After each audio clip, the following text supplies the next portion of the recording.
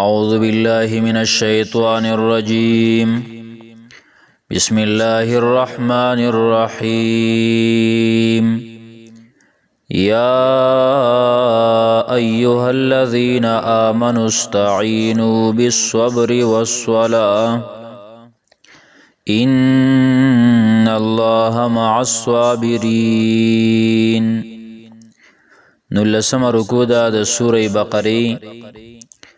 په دې رکوع کې ټول 11 آیاتونه دي، 11 آیاتونه دي او لس خبرې په دې کې الله تبارک وتعالى بیان کړې دي. 11 آیاتونه او لس خبرې. اوله خبره الله تبارک وتعالى په دې کې دوه خصلتونه ذکر کړل دي، دوه خویونه د پاره د تثبوت او د مضبوطیا. دویمه خبره ادب ذکر دے مسلمانانو مومنانو ته په باره د عظمت د شهداو کې چې د شهداو په باره کې د اهانت کلمات موای.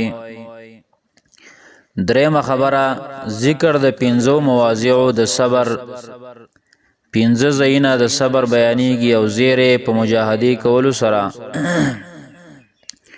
څلورمه خبره تعریف او نخا د صابرینو د صبرناکو چې دیو نخا او د دیو علامت بچي.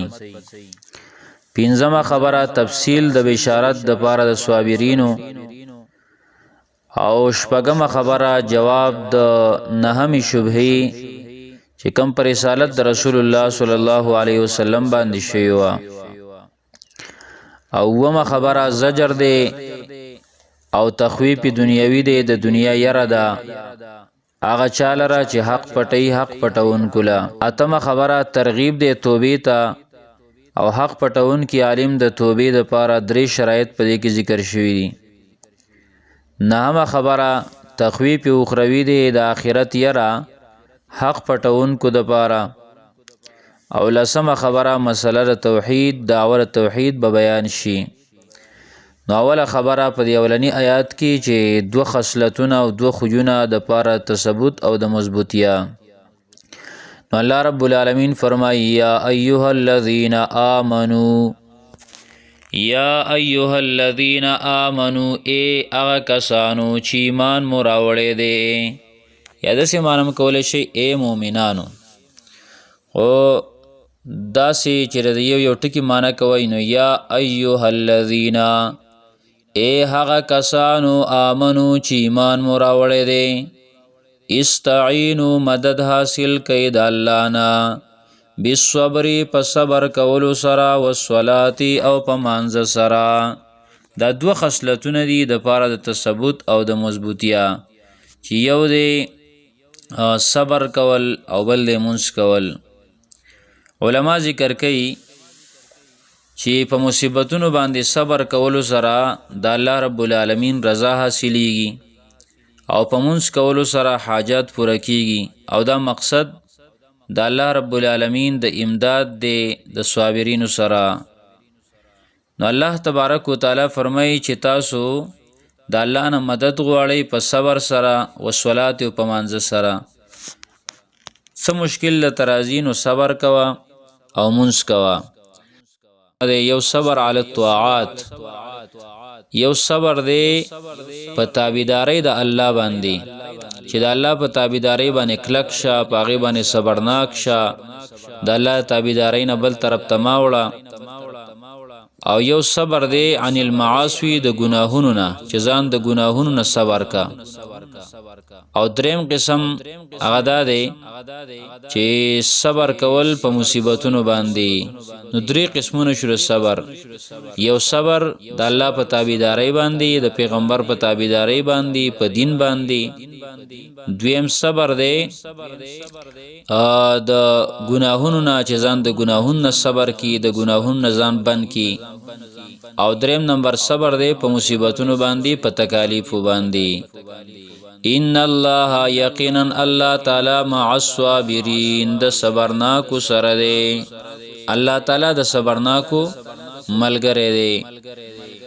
د صبرناکو ملګری الله تبارک وتعالی دین غټ بل خوشخبری کومه کېدلی شي چې الله د صبرناکو سره دی د صبرناکو ملګری دی نو دغه انسان دی به خراب نشي چرتم چې دی صبر کوي ورپسې آیات کې الله تبارک وتعالى فرمایي ولا تقولوا لمن يقتل في سبيل الله اموات پدې کې ذکر د ادب د مؤمنانو ته مسلمانانو ته په بار د عظمت د شهداو کې د حق پلار کې چې څوک هم شهید شي داغه په باره کې د اهانت او د سپکاوي کلمات موای خازن لیکلی چې کله په غزوه بدر کې سوال له صحابه کرام شهید شو نو خلکو به ویل چې پلانې مړ شو د دنیا د مزو د لذتونو نه محروم شو نو الله رب العالمین د آیت نازل ک ولا تقولوا لمن يقتل في سبيل الله اموات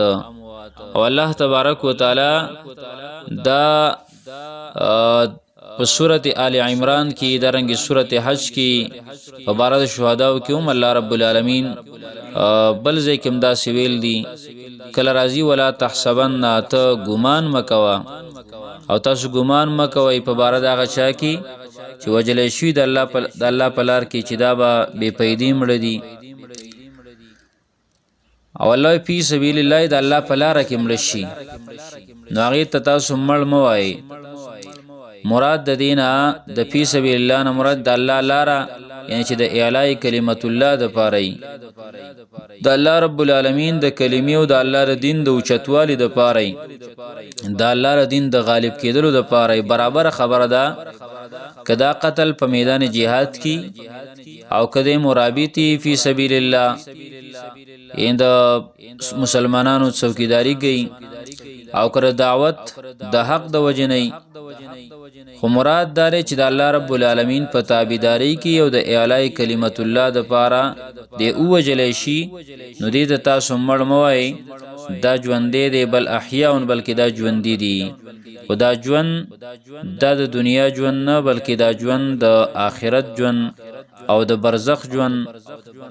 برزخ ژوند دی دا او دا الله تبارک وتعالى فرمایي چې تاسو به دې باندې نه پوهیږئ الله فرمایي ولا تقولوا او موای تاسو لمن اغچاتا یقتلوا چې وجل شي په سبیل الله پلار د الله تعالی کی اموات بے پیدي مړه بل احیاء بلکې دی ژوند دي ولکن لا تشعرون لیکن تاسو نه پوهیږئ تاسو شعور نه لرئ د آیتونو ترجمه دوباره اورئ یا ایها الذین آمنوا ای هغه کسانو چې ایمان مو راوړی دی استعینوا مدد حاصل کړئ د الله نه مدد وغواړئ د الله تعالی نه بالصبر په صبر کولو سره والصلاة او په مانځ سره ان الله یقینا الله تعالی مع الصابرین صبر کوونکو سره دی ولا تقولوا او موای تاسو لمن اغچاتا یقتلوا چې وجل شي